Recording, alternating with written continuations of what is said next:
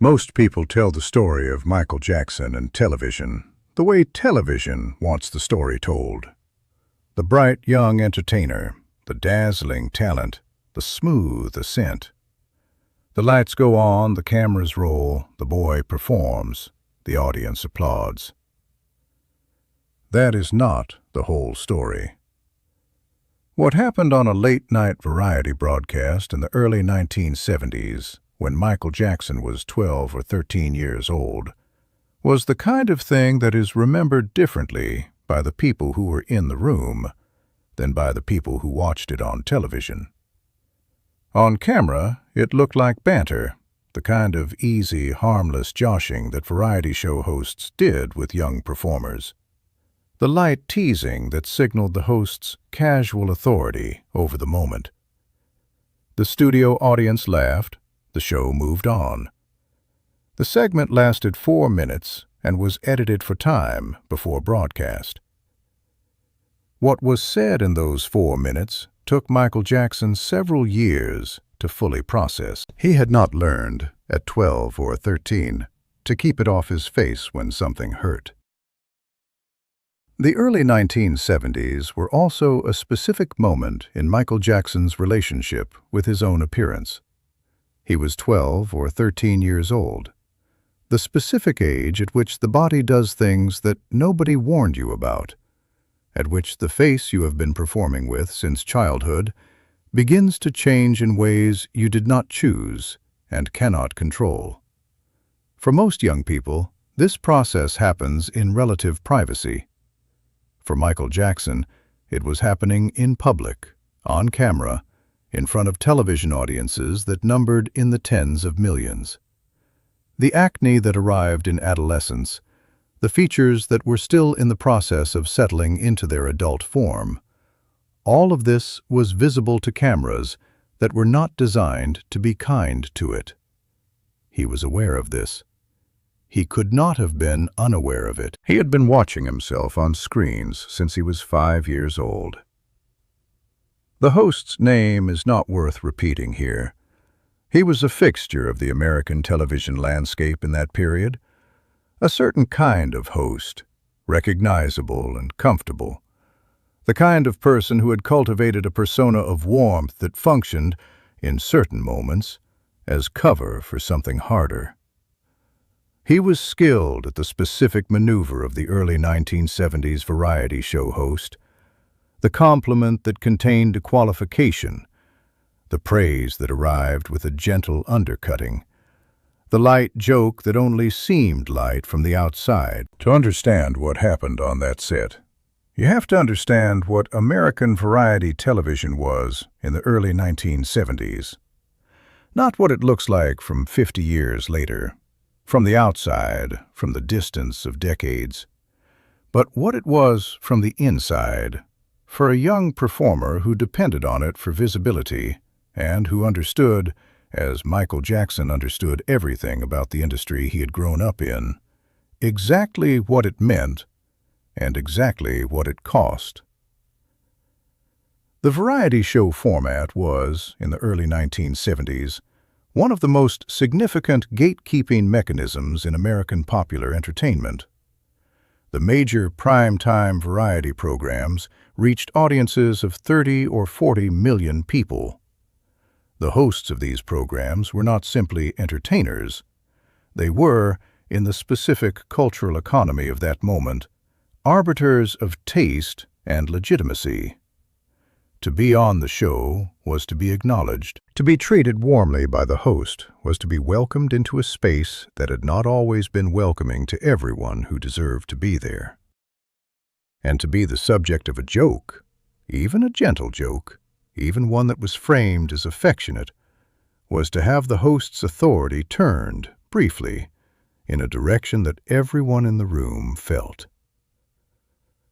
The program was one of the standard large audience variety formats of the early 1970s, the kind of show that existed at the intersection of mainstream entertainment and mild cultural gatekeeping, where the host's approval was understood as a form of legitimation that the industry paid attention to. The Jackson Five had been booked as the musical act for the evening. They had been performing on television for 2 years by that point, since the fall of 1969, when their first appearances had been part of the wave of exposure that turned them from a Motown act into a national phenomenon. Television was not new territory for Michael Jackson in the early 1970s. He had been on enough shows to understand the format, to know where the cameras were, to manage the transition between the backstage and the performance without the particular vulnerability that the camera catches in young performers who have not yet learned to keep it off their faces. He smiled when the host said it. He had been trained in the specific training of a child who has been a public performer since early childhood to keep the performance going regardless of what happens in the moment. You keep moving. You keep the expression appropriate to the setting. You do not give the audience the private interior. He smiled and said something brief and light in response, and the segment moved on. But several people who were in the production crew that evening, people who were off camera, watching the monitor feeds from the parts of the set not covered by the primary broadcast cameras, described, in the years afterward, what they had seen on Michael's face in the second or two between when the host finished speaking and when Michael's trained response arrived. They used different words, because different people have different words for the same thing, but the quality they were describing was the same. The specific expression of a young person who has been told something about themselves in public by someone with authority over the moment, and has understood, in that fraction of a second before the training takes over, exactly what has been said. What he said to Michael Jackson in those 4 minutes was framed as encouragement. He told the boy he was talented. He told the boy that the audience loved him. He told the boy, and here was the specific thing, the thing that landed differently than the rest, that he should work on his appearance, that he had, as the host put it, some growing to do in that department. He gestured, as he said it, toward Michael's face. The studio audience laughed. Not cruelly, not with the specific intention of cruelty. They laughed the way audiences laugh when a host makes a light observation, when the social contract of the variety show requires them to respond to a signal. They did not know, sitting in those seats, what they were participating in. Most of them were not thinking about it in any analytical way. They were watching television. Michael Jackson was 12 or 13 years old. He was sitting on a television set in front of an audience, being told by a man with authority over the moment that his face was not quite right, that there was something about his appearance that needed to change, that the boy who had just performed for an audience that had applauded him, who had been told he was talented, who had been working on stages since he was 5 years old, that boy had a physical problem that the host was mentioning gently, helpfully, in the way that adults sometimes mention things to children that they frame as help, but that land as something else entirely. It was not a single incident. It was something that happened across his adolescence in various forms. But the form it took on that variety show in the early 1970s, the public setting, the authority of the host, the laughing audience, the smile he maintained while something arrived that had not been there before, was one of the early versions of something that would stay with him for the rest of his life. People who knew Michael Jackson closely, who worked with him over years, describe him as someone who understood audience relationships with extraordinary sophistication. He knew what a crowd wanted. He knew how to give it. He knew how to hold himself in a public space with the specific composure that a performer learns through repetition. But they also describe, in the same accounts, a specific fragility around being looked at. Not performing, just being looked at. Just being seen as a physical person in a public space. That was different from anything else about him. a fragility that traced back, in the accounts of the people who knew him best, to the years of adolescence, to the specific experience of being a young black performer in American television in the early 1970s, being praised and diminished in the same sentence by people who held the cameras. What the variety show host did not understand, what most of the adults in Michael Jackson's early career did not fully understand, because the cultural language for understanding it did not yet exist in the mainstream, was that the specific configuration of being a young black performer in American television in the early 1970s carried a particular set of vulnerabilities that were not visible from the host's chair. The praise that arrived with conditions, the welcome that came with a qualifier, the invitation into a space that was prepared to applaud your talent while finding, somewhere in the applause, a moment to note that you were not quite what the space had been built for. Michael Jackson navigated this his entire career. He navigated it with extraordinary skill, and with a cost that took decades to become visible. The specific architecture of what the host had done, the praise followed by the undercutting, the public observation about a young person's appearance framed as gentle guidance, was a form of authority that was available to hosts in that era in ways that were rarely examined at the time. The variety show host occupied a position of such cultural legitimacy that what he said was taken as what the culture thought.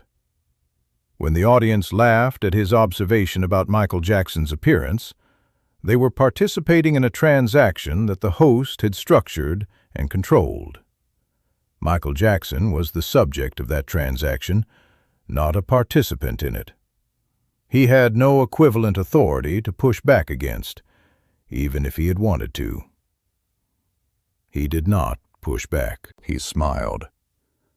Michael Jackson talked, in the years that followed, about the profound self-consciousness he had developed in adolescence, the specific pain of growing up in public, of being examined by cameras and audiences during the years when the body changes and the examination is the last thing a young person wants. He spoke about it carefully and with the specific restraint of someone who has held something in a private place for a long time. He did not name the television host. He did not describe the specific incident. He described the experience of being told, in ways that were framed as helpful or light or merely observational, that his face was a problem. The variety show host had moved on before the tape finished rolling. He had made the comment and taken the studio audience's laughter and guided the segment toward its conclusion and shaken Michael's hand at the end in the warm, professional way that variety show hosts shook hands with young performers. It was over in 4 minutes. Michael Jackson was 50 years old when he died. The specific self-consciousness that arrived on that television set in the early 1970s, not from that moment alone, but from the accumulation of moments like it, was still with him.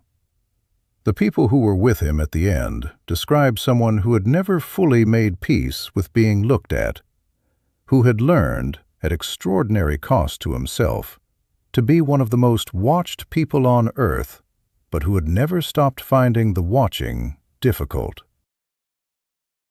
The variety show host's name is forgotten. The segment is not easily found. The audience that laughed has no way of knowing now what they were participating in. Most of them have never thought about it again. It was 4 minutes on a variety show 40 years ago. And then the channel changed and the evening continued, and the next day came with its own concerns. Nobody remembers sitting in that studio audience and laughing at a comment a host made about a young boy's face. Nobody remembers because nobody experienced it as the kind of thing worth remembering. Michael Jackson knew. He knew from the fraction of a second before his training arrived. He knew from every similar moment that followed. He carried it, the way people carry the things that are told to them before they know how to set them down. That is the story that television did not broadcast. It happened in the space between the host's words and Michael's smile. 4 minutes on camera, a fraction of a second in the space before the training arrived, a lifetime of carrying it. That is the part television does not broadcast.